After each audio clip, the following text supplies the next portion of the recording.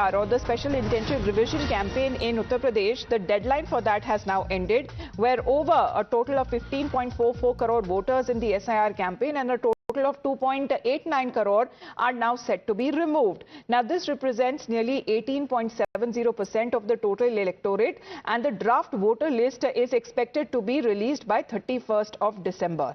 तो जानकारी जो फिलहाल आ रही है विनोद, इसमें जरा बताइए कि सबसे ज्यादा जो नाम अब जो हटाए जाएंगे वो किन किन इलाकों में से आते हैं उत्तर प्रदेश के? बिल्कुल, जो सबसे ज्यादा नाम हटेंगे, रिमूव होंगे वोटर लिस्ट से, उसमें जो डिस्ट्रिक्ट्स हैं उसमें लखनऊ सबसे पहले है। लखनऊ, गाजियाबाद, प्रयागराज, कानपुर और बरेली है। ये सारी सिटीज जो है वो मेट्रोपॉलिटन सिटीज आप कह भी सकते हैं, खासतौर पर लखनऊ और कानपुर, गाजियाबाद को।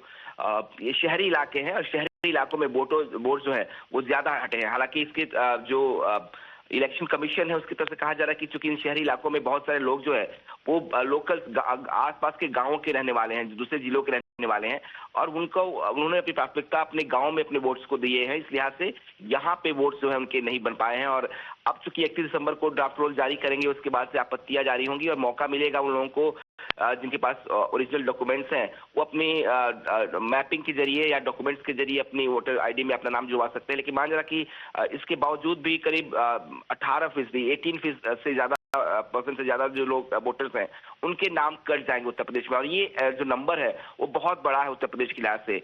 और इसी को लेकर उत्तर प्रदेश के सीएम ने चिंता जाहिर की थी। उन्होंने अपने मीटिंग्स में कहा था कि जो ओरिजिनल वोटर्स हैं उनके नाम नहीं कटने चाहिए थे। उसके बावजूद भी जो आंकड़ा आया है इलेक्शन कमीशन की तरफ से कल रात को जो जारी किया गया है कि 2.89 करोड़ जो है वो नाम रिमूव हो सकते हैं वोटर लिस्ट से।